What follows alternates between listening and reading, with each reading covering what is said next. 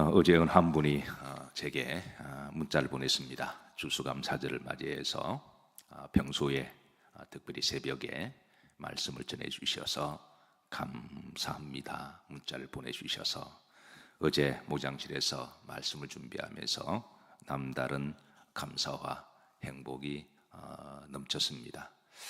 사실 하나님 말씀을 전한다고 하는 것이 어떻게 보기에 따라 어떤 분들은 그냥 대수롭지 않게 생각하는 분도 계시고, 또 어떤 분들은 생명이 양식이니까 귀하게 여기는 분들이 계실 것입니다. 어쨌든 말씀을 받는 것도 그 사람의 믿음의 목이니까 각자 알아서 해석하겠지만, 근데 말씀을 전하는 이제 목사의 사명으로서는 사실 말씀을 준비한다고 하는 것은 어떤 경우는 한 편의 논문을 쓰는 것과 같아서 그냥 이렇게 말씀을 막 짜내야 되는 그런 때로는 산고의 민감함과 또 고민이 또 수고가 들어갈 때가 있습니다. 늘 두렵고 떨림으로 말씀을 준비할 때마다 하나님께 기도합니다. 자, 그렇게 해서 말씀을 어렵게 잘 준비했으면 또 전하는 것도 이것도 민감한 문제여서 말씀을 아무리 잘 준비해도 전달하지 못하면 이것도 이제 또 하나님께 죄송하고, 또 말씀을 잘 준비한 것이 헛되기에 또 말씀을 대중 앞에 전한다고 하는 것, 대중 앞에 선다고 하는 것, 하나님 앞에 선다고 하는 것도 굉장히 예민한 문제고, 또 이것도 보통 기도가 필요한 게 아닙니다. 말씀을 이제 다 전하고 나면 끝나느냐? 또 그렇지 않습니다. 말씀을 다 전하고 나면 항상 가슴 속에서는 좀 더 잘 전할 걸 하는 좀 아쉬움이 남습니다. 또 그런가 하면 하나님 앞에 늘 죄송한 마음이 있습니다. 좀 더 잘 전할 수가 있었는데, 좀 더 잘 준비해야 되는데, 또 게다가 어떤 분들은 또 간혹 오해하는 분들이 계십니다. 목사가 말씀을 전할 때 누구를 뭐 생각하거나 시험 주기 위해서 하는 것은 아닌데, 어떤 분들은 나를 친다라고 또 해석하는 분들 계세요. 어쨌든 간에 그런 피드백이 들어오면 또 많이 또 마음이 아파요. 어쨌든 간에 그래서 말씀을 전하기 전에도 늘 심장 떨리고, 말씀을 전할 때도 가슴이 두근두근하고, 또 말씀을 전하고 나도 늘 아쉬워서 늘 하나님께 죄송하는, 그렇게 또 살아가는 것이 목사의 사명인데, 가끔 그런 목사의 노고를 알아주는 성도들이 있을 때마다 이제 감사하기도 하고 또 행복하기도 합니다. 아마 여러분들도 목사를 위해서 기도를 해 주시는 줄로 믿습니다. 그래서 저는 항상 감사노트 감사를 기록할 때 자주 제가 그런 감사를 적습니다. 하나님, 말씀을 연구하고 말씀을 또 전할 수 있도록 목양실의 은혜를 주셔서, 하나님 말씀을 주셔서 감사합니다라고 제가 기록합니다. 사실 말씀을 주시는 분은 하나님이시니까 제가 아무리 짜내고 연구해도 하나님이 성령으로 감동을 주지 않으면 한 자도 못 적어 내려가거든요. 그래서 말씀을 주시는 분 하나님이시고, 또 이제 말씀을 준비할 수 있는 공간, 목양실의 은혜도 저에게는 지성소입니다. 그래서 그 지성소가 거룩하게 늘 성령 충만하게 말씀을 준비하고 기도하는 그 공간을 주셔서 그렇게 또 늘 기도하고 있습니다. 또 그런가 하면 이제 또 말씀을 전할 때 또 함께 예배드릴 수 있는 신앙의 동지들이 있다고 하는 것도 감사한 일이죠. 사실은 목사가 아무리 말씀을 많이 준비하고 잘 전한다고 할지라도 신앙은 함께 신앙의 공동체이기 때문에 허공에다가 제가 말씀을 전할 수가 없잖아요. 그래서 말씀을 함께 듣는 공동체가 있다고 하는 것도 감사한 일이고 복이라고 믿습니다. 그런데 예배라고 하는 게 이제 보이지 않게 수고하는 분들이 많이 계십니다. 예배를 올려드리기 위해서 목사만 수고하는 게 아니라 어떤 분들은 차량으로 봉사를 하세요. 새벽에 남들보다 1시간 더 일어나셔서 차로 수고해서 말없이, 한 번도 제가 수고한다는 말을 들어본 적은 없지만 목회를 몇십 년 하다 보면 눈에 다 보이죠. 그래서 정말 수고하신 분들은 또 말을 잘 드러내지 않습니다. 늘 그 자리에서 변함없이 섬기는 손길들을 더 귀하게 여기고 하늘에 많은 상이 있으시기를 기도합니다. 또 그런가 하면 또 새벽에 찬양을 인도하는 것도 아마 이제 앞에 나와서 찬양을 인도하는 것도 그것도 떨림이 있을 텐데 또 그렇게 찬양으로 수고하는 분들도 감사하고, 특별히 또 오늘 추수감사절이잖아요. 어제 교회를 한 바퀴 둘러보는데 교회 오셔서 말없이 기쁨으로 또 강단을 아름답게 꾸며주는 이 모든 것들을 이제 다 연합하여 협력하여 선을 이룰 때 우리가 하나님께 온전한 예배를 올려드리지, 그냥 예배는 저절로 생기는 것도 아니고 그냥 예배를 드린다고 드리는 게 아닙니다. 하나님을 사랑하는 마음들이 모여서 기도와 또 믿음으로 서로 합해져서 올려드린 이 예배 가운데 하나님 홀로 영광 받으시기를 다시 한번 추수감사절을 맞이해서 깊은 곳에 하나님과 교제가 있기를 소망하며, 또 이제 더불어 함께 우리가 감사를 나누는 이런 분들에게 더욱더 감사가 넘치는 추수감사절뿐 아니라 범사에 날마다 서로 귀히 여기고 서로 축복하는 행복한 공동체가 되기를 주의 이름으로 축복합니다. 자, 우리 옆으로 보시면서 한번 인사하시죠. 감사합니다. 인사하도록 합니다. 예. 자, 우리는 이제 지난번 강의 말씀에 따라 이제 그리스도 안에서 어떤 삶을 살아갈 것인가, 당연 성령 안에서 살아가는 삶이죠. 결국은 우리들이 다 지향하는 삶은 하나님의 영을 충만히 받아서 그 영으로 살아가는 사람들이 바로 그리스도인들이고 영에 속한 사람인 줄로 믿습니다. 그래서 그러면 그 성령을 충만했을 때에 구체적으로 어떤 삶을 살아가느냐, 성경은 어떤 추상적으로 철학적으로 이념적으로 말하지 않습니다. 아주 구체적이고 실제적이고 실존적입니다. 그게 바로 이제 성령의 열매는 사랑이라고 일러주시고 사랑하는 삶이다. 그러니까 내가 아무리 믿음 좋고 교회 오래 다니고 어떤 직분이 있고 내가 영을 받고 은혜 받아, 그거는 이제 어떤 이상적인 말이고 실제로 사랑이 없으면 아무것도 아닙니다. 그러니까 성령 충만함은 내가 방언을 말하고 그거는 다 현상적인 이야기고 실제는 사랑으로 열매가 드러나야 함을 일러주고 있습니다. 그러면 사랑은 뭐냐? 고린도전서 13장 4절에 자, 다 같이 한번 합독하시죠. 사랑은 오래 참고, 사랑은 뭐하고 온유하며, 사랑은 뭐하지 아니하며 시기하지 아니하며. 우리가 지난번에 사랑은 뭐하고 오래 참고, 참고가 아니라 뭐라고요? 오래 참고입니다. 참았다. 네, 잠깐은 다 참습니다. 이야기하면 나 참았다 그런 말 많이 하잖아요. 목사님 나 참았어요. 네, 오래 참는 게 중요한 겁니다. 한두 번 참는 거 애도 참아요. 개도 참습니다. 개도 지나가다 한 대 참으면 깨갱하고 그냥 두 번 참으면 세 번 참으면 으르렁 싸우려고 그러지. 그러니까 참았다가 아니라 따라서 아닙니다. 오래 참고, 그게 중요한 거죠. 참았다, 한두 번 참았다. 아니요, 성경은 오래 참고를 말씀하고 있습니다. 그게 진짜 참는 거죠. 한두 번 잠깐 참는 거는 그럼 개도 참습니다. 애도 참습니다. 그러니까 오래 참는 것, 이것까지 참으라. 끝까지 참을수록 그 사람 인격과 영성이 더 깊어지는 거죠. 나 딱 3세번이다. 아니요, 예수님은 70번까지 하라. 그렇게 일러주고 있습니다. 그 다음에 뭐하며? 온유하며. 이 말은 성령 열매는 온유하다, 사납지 아니하다 라고 하는 말씀이죠. 오늘 세 번째입니다. 뭐하지 아니하며 시기하지 아니한다 그랬습니다. 자, 이 시기, 이게 이제 젤로스라고 이야기합니다. 이 말에서 영어가 젤러스라는 말이 파생되었죠. 그러니까 시기, 질투라고 말하기도 하는데요. 성경에 보면 시기하고 질투함으로 일어난 비극적인 사건이 또 시험들이 의외로 많아요.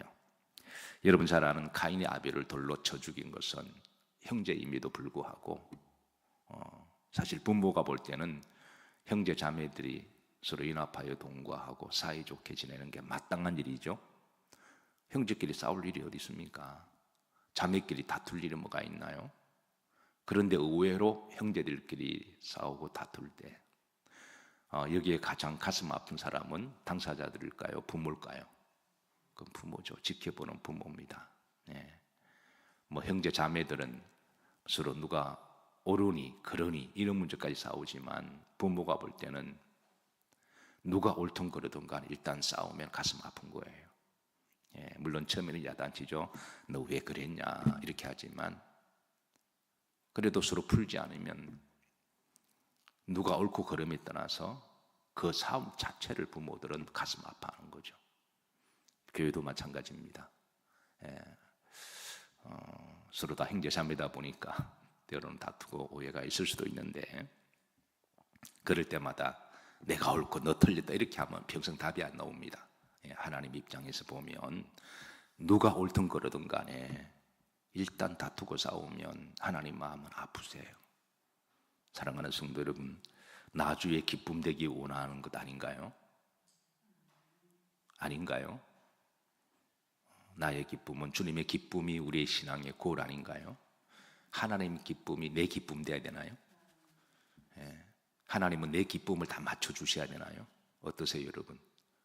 예. 하나님 마음이 어떤지 말든지 목사 마음이 어떨지 말든지 내 마음만 맞추는 게 그게 신앙인가요? 예. 신앙은 하나님을 기쁘시게 하는 게 우리가 신앙이잖아요. 뭐 그렇지 않고는 그 신앙을 뭘로 우리가 신앙이라 말할 수 있나요? 예.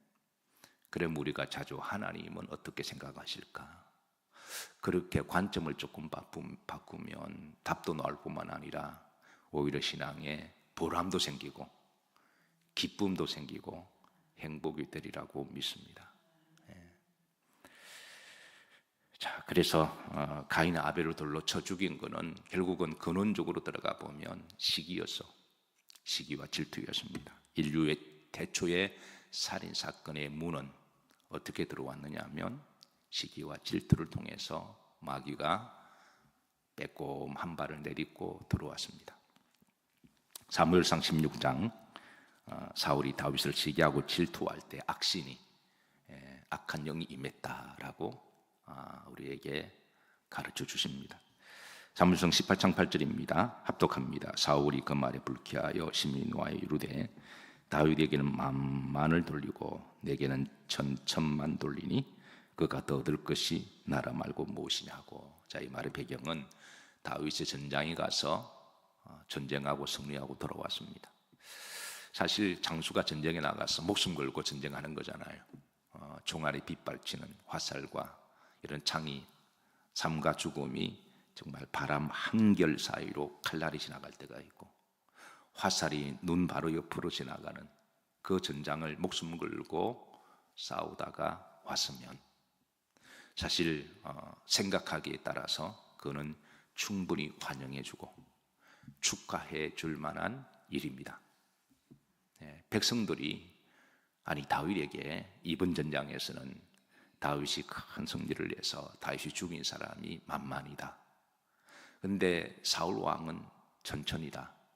아니 그렇게 말할 수도 있다고 생각할 수 있잖아요. 전쟁이 지면 가장 손해보는 사람이 사울 왕이잖아요.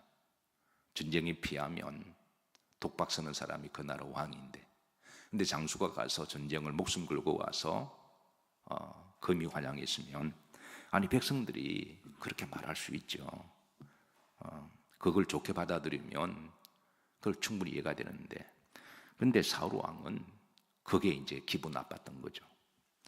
근원적인 이유가 바로 시기와 질투 때문임을 성경은 고발해 줍니다. 9절 보시면 그날 후로 사울이 다윗을 뭐하였더라? 이게 좋은 눈빛일까요? 아니면 시기와 질투로 이글거리는 눈빛일까요? 이게 좋게 바라보는 것 아닙니다. 사랑으로 사랑스러워서 바라보는 눈하고 째려보는 것하고 그 구분 못해요. 다 알죠. 눈에 살기가 있고 도끼가 있는데요. 그래서 우리 믿는 사람 눈을 부드럽게 떼야 돼요. 눈이 착해야 됩니다. 자, 그 다음에 더 중요한 말씀을 이어줍니다. 이게 영적으로 우리에게 폭로하는 거니까 우리가 잘 들어야 돼요. 사람들은요 마귀를 잘 모릅니다. 마귀를 그냥 이렇게 무섭게 생긴 이렇게 뭐 이렇게 이상한 모양으로, 근데 마귀는 그 정도 어리석지 않습니다. 마귀가 그 사람 속에 들어가면 통로가 있는데요, 성경은 그거를 잘 일러주잖아요. 10절입니다. 그 이튿날 하나님이 부르시는 못이 악령이, 마귀 영이 사울에 힘있게 내렸다라는 거예요. 그러니까 시기하고 질투는 마귀가 들어오는 물이 되기도 합니다.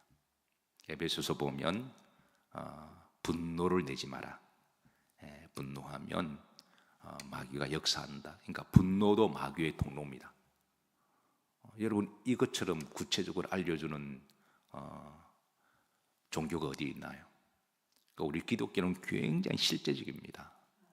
어떤 사람들은 신앙을 굉장히 추상적으로 생각하세요. 막연하게. 그러니까 내 삶에 아무런 적용이 안 일어나는 거죠.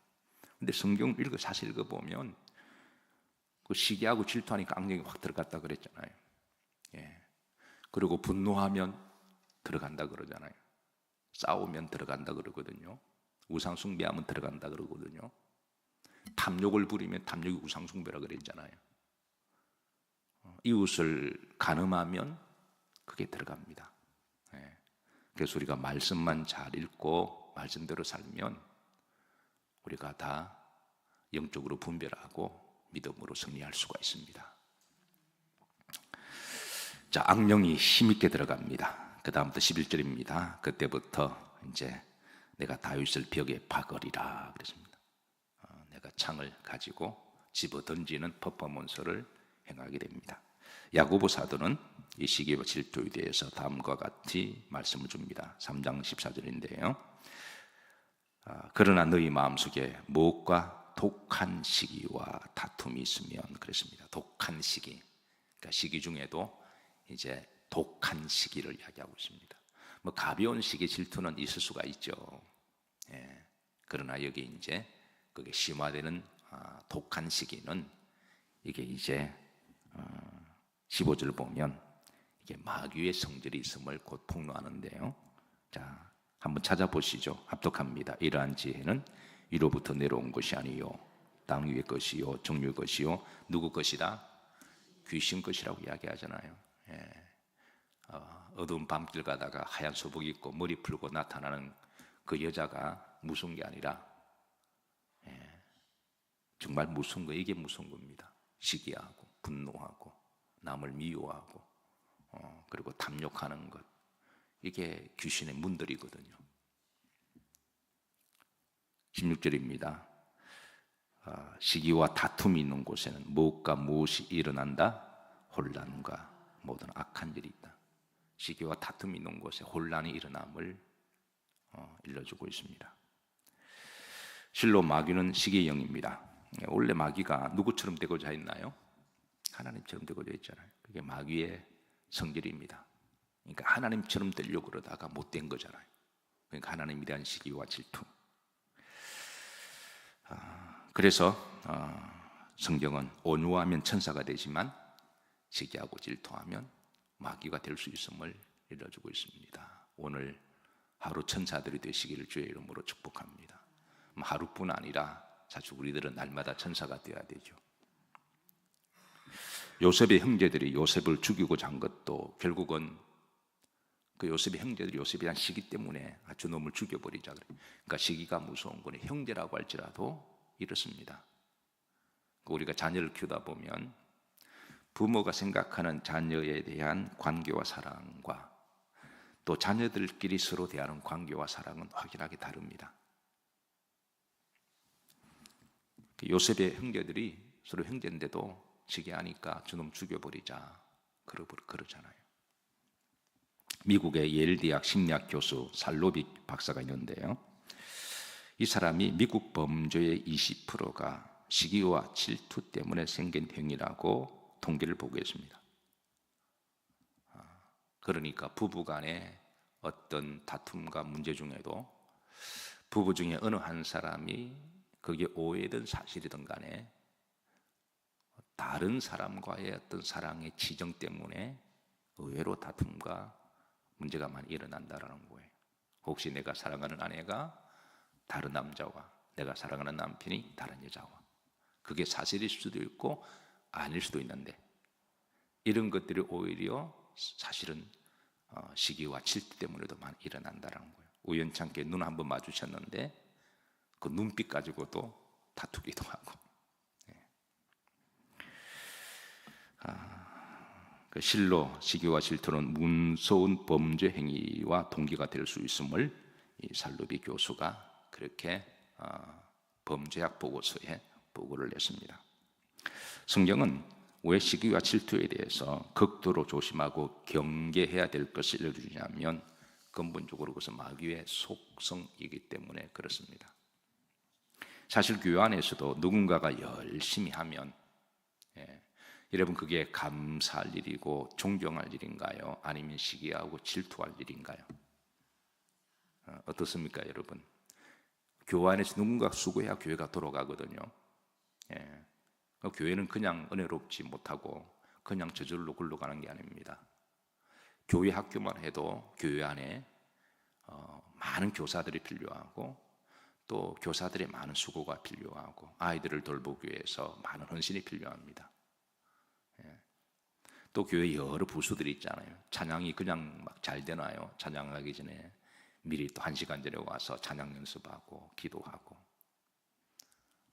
예배를 드리기 전에 누군가가 성전에 불을 켜줘야 되고 또 음악을 맞춰야 되고 조명을 세팅을 해야 되고, 이게 막 저절로 막 생기는 거 아니잖아요.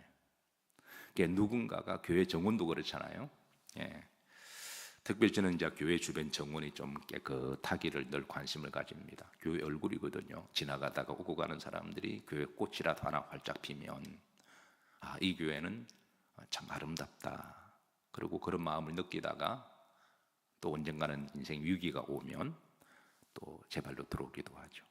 근데 교회가 잡초가 무성하고 교회가 꽃들이 시들어 다 죽어가면 느낌 자체가 교회가 시들시들하게 보이고 정갈하지 못하고 죽어가는 꽃처럼 그렇게 보이잖아요. 그런데 교회 정원 잡초라고 하는 게 이게 뽑아도 잡초가 나오고 꽃들은 피었다가 지기도 하고 관심과 사랑을 가지지 않으면 교회의 정원이 아름다울 수가 없습니다. 어쨌든 교회는 누군가가 헌신을 해야만 여러 분야에서 교회가 아름답게 만들어가는 거죠. 그러면 말없이 쉬워요. 헌신하고 어떤 분은 자기 주머니 삼짓돈을 들어서 봉사하는 분이 계십니다. 어떤 분들은 그냥 꼬박꼬박 청구하는 분도 계시지만 어떤 분들은 그러지 아니하고 자기 돈을 들어서 그냥 봉사하고, 또 누가 봉사하면 또 자기 돈으로 밥도 대접하는 분도 계십니다. 그게 여러분 시기하고 질투할 일인가요? 아니면 하다가 10분 잘하다가 한두 번 못할 수도 있습니다. 사람이 하는 일이 다 비슷해서 한두 번 잘못하면 충분히 이해가 되죠. 그동안 수고 많으셨습니다 라고 말할 수 있는데, 한두 번 잘못한 가지고 그냥 문제를 걸고 틱틱 말을 하면 하는 사람이 또 얼마나 서운할까요? 어떠세요 여러분? 교회에서 이렇게 교회가 아름다운 교회가 된 교회에서는 말없이 수고하는 사람들이 그게 존경받고 칭찬받을 일인가요? 그게 한두 번 잘못했다고 해서 시기하고 질투하고 드러낼 일인가요? 우린 다 알고 있죠. 빌립보 교회는 참 좋은 교회였습니다. 우리가 이제 초대교회 교회를 쭉 목사들이 많이 평가를 합니다. 빌립보서를 강의하고 고린도서를 강의하고 갈라디아서를 강의할 때 이제 고린도 교회는 참 평가가 별로 좋지 않습니다. 아무리 좋게 하려고 해도 별로 좋지 않아요. 근데 빌립보 교회는 그래도 좋은 교회입니다. 근데 그런 좋은 교회에도 열심히 하는 두 여인이 있었습니다. 대표적으로 유오디아와 순두계라고 하는 여인이 있었습니다. 서로 열심히 하는데 일하는 방법이 조금 달라서 서로 좀 다툼이 있었어요. 그래서 이때 이 모습을 본 바울은 마음이 너무 아팠습니다. 똑같이 주님을 사랑하는 사람들이고 일하는 방식이 조금 다를 뿐인데, 그래서 오죽 답답하고 마음이 아팠으면 이제 하나님께 기도하는 가운데 이 서신을 남깁니다. 빌립보서 4장 2절입니다. 합독합니다. 내가 유오디아를 권하고 순두개를 권하노니 주 안에서 어떤 마음을 품으라? 같은 마음을 품으라는 거예요. 같은 마음을 품으라. 그리고 3절에 보면 구름절입니다. 그 이름들이 어디에 있느니라? 그러니까 요디아만 있는 게 아니고 순두개만 있는 게 아니라 이름들이 다 있다. 다 하나님을 사랑하는 사람들이고 하나님도 사랑하는 사람이니 그 생명축들이 다 있는데 일하는 방식이 조금 다르다고 해서 다른 마음을 품고 서로 시기하고 질투하면 그 결국은 마귀만 좋아하는 거거든요. 교회 갈등과 분쟁이 생기고 요디아 파, 순두개파. 순두개파가 여러분 누군지 아시나요? 순두개파는 다른 말로 순두부파인데요. 그게 이제 양파도 있고 대파도 있고 이런 파들이 모입니다. 이렇게 되면 또 요디아도 또 지파를 만들겠죠. 그럼 이제 그룹이 되면 이게 정말 마귀가 역사하는 거거든요. 참으로 감사하게도 요디아와 순두개는 바울의 권면을 듣고 같은 마음을 품습니다. 그게 믿음이죠. 이게 믿음이죠. 이게 믿음이죠. 아멘인가요? 이게 믿음이죠. 목사가 이야기했을 때 받아들이는 게 믿음이지. 목사가 그런 말 한다고 내 마음도 몰라주냐고 그러고 시험 들면 그건 믿음 아니죠. 사랑하는 성도 여러분, 앞으로 교회에서 누군가가 열심히 하면 때로는 나하고 일하는 방법이 달라도 감사하고 존경하고 축하하기를 주의 이름으로 부탁드립니다. 그래야 하는 것이 마땅한 일입니다. 왜냐하면 참된 사랑은 온유하고 오래 참고 혹이라도 시기하고 질투하지 않는 게 참된 사랑입니다. 다윗이 어려울 때 요나단을 돕습니다. 사실 요나단은 가만히 있으면 왕이 되거든요. 그런데도 아버지는 다윗을 시기하고 질투해도 요나단은 다윗에 대한 사랑으로 대합니다. 사무엘상 20장 17절에 이렇게 드러냅니다. 합독합니다. 다윗에 대한 요나단의 사랑이 그를 다시 명세하여 하시니 이는 자기 생명을 사랑한 것 같이 그를 마하였더라. 사랑하여. 참된 사랑은 시기하고 질투하지 않습니다. 성령의 열매 중에 시기가 없음을 알려줍니다. 실제로 성령 충만하면 성령은 하나님 영이시잖아요. 성경에 성령의 내주와 충만은 구분합니다. 예수님 믿으면 성령은 내주하지만 그렇다고 그 성령이 갑자기 막 충만하지 않아요. 왜냐하면 본성에 죄성이 있기 때문에. 성령의 내주 다음에 우리가 구할 것은 이 성령이 충만하도록 기도해야 된다는 거예요. 성령이 충만하도록 우리를 다스리고 우리의 주권을 내어 맡게 되는 거죠. 성령을 사모하라 그러시잖아요. 내주와 충만은 다릅니다. 성령 충만은 받으라 그러잖아요. 근데 성령이 이제 점점 차오르고 충만할수록 나타나는 현상 중에 하나가 바로 성령 충만하면 따라서 이상하게도 질투하는 사람이 없어져요. 여러분 못 느껴보셨나요? 다 아는 거잖아요. 성령 충만하면 미운 사람도 없어져요. 느껴본 사람은 이제부터 아멘합니다. 성령 충만하면 시기할 사람도 없어집니다. 성령 충만하면 미운 사람 없어져요. 성령 충만하면 화낼 일도 별로 없어집니다. 사실 우리 삶 가운데 내가 미운 사람이 없다고 하는 게 복입니다.